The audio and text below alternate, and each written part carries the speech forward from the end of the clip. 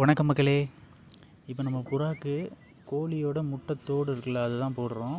அது எதுக்குன்னா கால்சியத்துக்காண்டி. நேற்று நம்ம கூட்டில் ஒரு புறா முட்டை விட்டுச்சுன்னு சொன்னலாம், அந்த முதுகு கருப்பு. ஸோ அதுக்காண்டி போடலாம் அப்படின்னு சொல்லி போட்டோம். பட் அதை தவிர்த்து மற்ற எல்லா புறாவும் நல்லா சாப்பிட்டுச்சு.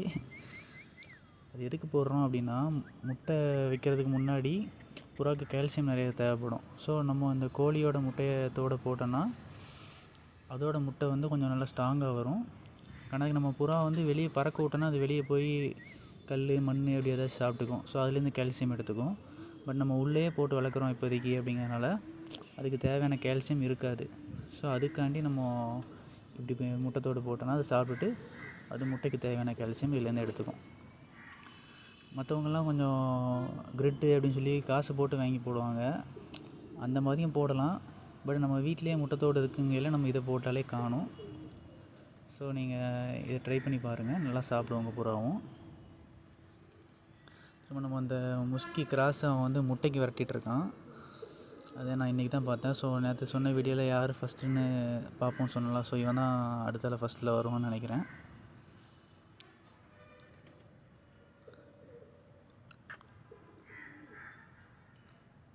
அந்த முதுகு கருப்பு வேண்டி தான் போட்டோம். பட் அது முட்டைத்தோடு தவிர்த்தி மற்ற எல்லாம் நல்லா எடுத்து சாப்பிட்டுட்டு இருந்துச்சு. சரி, ஏதோ ஒன்று சாப்பிட்டா சரி தான் அப்படி சொல்லி விட்டாச்சு.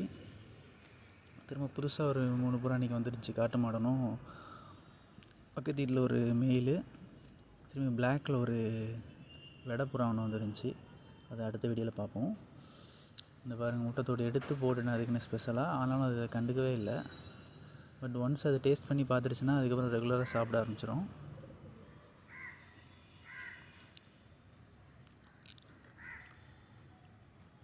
இங்கே பாருங்கள், முட்டைக்கு விரட்டிகிட்ருக்கான்.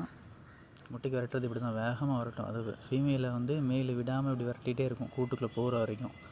அப்படி விரட்டுதுன்னா அது வந்து முட்டை விட போகுது ஒரு 2 நாளில் அப்படின்னு மீனிங்.